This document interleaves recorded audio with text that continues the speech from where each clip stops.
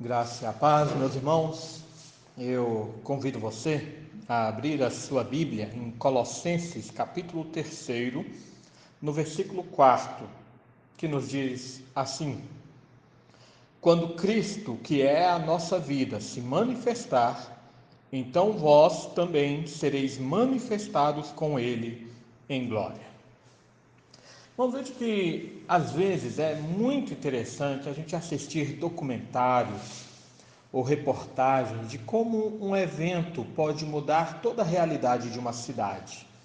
Por exemplo, a abertura de uma grande empresa numa região que proporciona a contratação de vários empregados, gerando assim renda, abertura de novos negócios, aumentando dessa forma a economia local e a transformação social daquela comunidade. Mas eu gostaria que você imaginasse como será o maior evento da humanidade que ainda vai acontecer. Na última meditação, nós falamos como os crentes devem vislumbrar os céus a fim de desapegarem as coisas desse mundo, porque lá está o nosso Senhor e a nossa pátria. E é dentro dessa continuidade do que Paulo está falando que ele vai agora, no nosso versículo, tratar a respeito desse grande evento. O primeiro aspecto que eu gostaria de enfatizar é o jogo de palavras de Paulo aqui. Se você puder observar, no final do versículo 3, Paulo diz que a nossa vida está oculta juntamente com Cristo em Deus. E agora ele fala de uma manifestação de Cristo e dos crentes. Esse aspecto sugere algumas possibilidades sobre o que ele está querendo transmitir. A primeira delas é o sentido de segurança.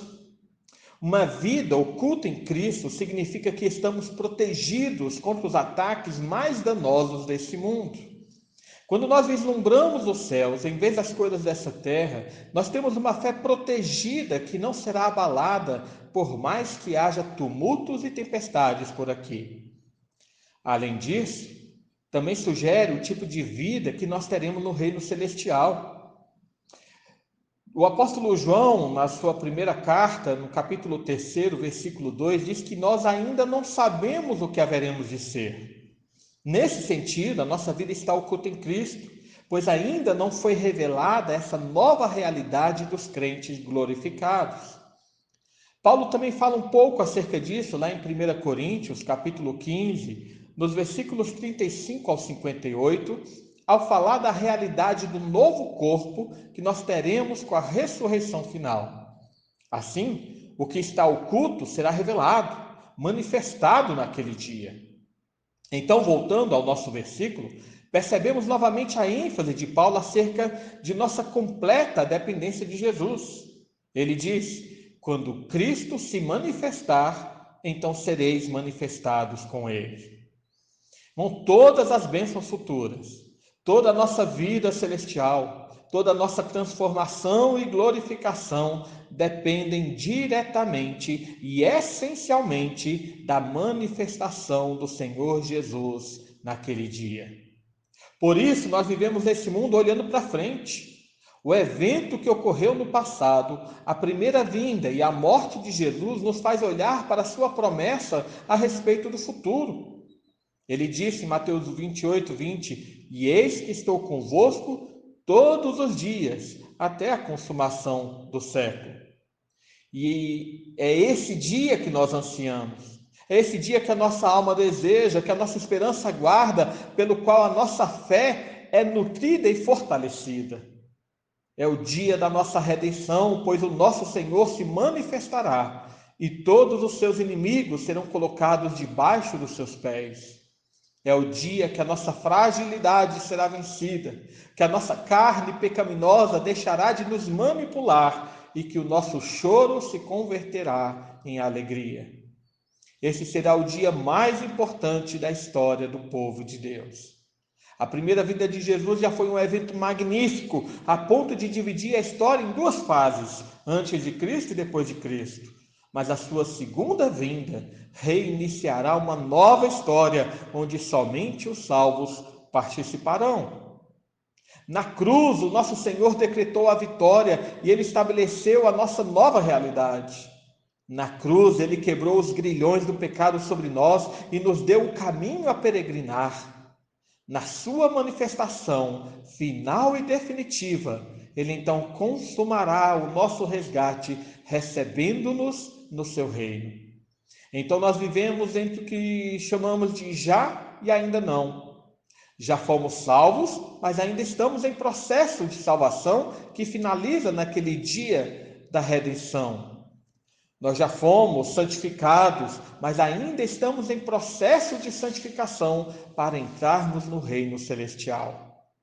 E é nesse dia final que todos nós seremos manifestados em glória. A nossa glorificação tão aguardada, tão desejada, almejada, finalmente será realizada. A partir dessa glorificação já não haverá mais lágrima, nem morte, nem luto, nem pranto, nem dor, porque as primeiras coisas se passaram, como diz em Apocalipse 21, versículo 4. Com ele estivemos unidos no sofrimento, e com ele, o Senhor Jesus, estaremos unidos na sua glorificação, como Paulo fala em Romanos, capítulo 8, versículo 17. Por isso, Paulo coloca aqui o detalhe pelo qual tudo isso ocorrerá: Cristo, que é a nossa vida. Com essa frase, Paulo está destruindo o argumento dos falsos mestres que diziam que eram necessárias outras observações rituais e obras para os crentes serem salvos. Mas não, diz Paulo, Cristo, e somente Ele é a nossa vida, somente nele nós temos vida, somente através dele nós recebemos a vida eterna. Assim, nesse pequeno versículo, nós vemos como todo o povo de Deus depende totalmente e unicamente de Jesus. Será no dia da sua manifestação que nós manifestaremos a nossa nova realidade. Somente com a sua vinda nós seremos glorificados. Com a sua revelação, nossa vitória se estabelecerá e viveremos para sempre com Ele. Que o Senhor abençoe o nosso coração para guardarmos o dia da nossa redenção. Oremos. Pai amado, mais uma vez nos colocamos diante de Ti. Agradecemos ao Pai por Tua obra em nossa vida, pela Tua salvação decretada e estabelecida. Te louvamos, ó Pai, porque toda a história está nas Tuas mãos e não há nada que ocorra, não há nada que aconteça que esteja fora do Teu domínio. Assim, ó Pai, pedimos que venha abençoar a nossa fé, abençoar o nosso coração e abençoar a nossa mente, para que aguardemos diariamente e constantemente o dia da manifestação do Teu Filho Jesus. Que venha produzir em nós, Senhor, todos os efeitos dessa fé, pela qual nós seremos santificados e pela qual nós devemos crescer nesse processo da santificação, para que nesse dia da glorificação nós estejamos totalmente preparados. Abençoa o Teu povo sobre toda a face da terra, preparando-nos e enchendo-nos do Teu Espírito. É em nome de Jesus que pedimos e oramos. Amém.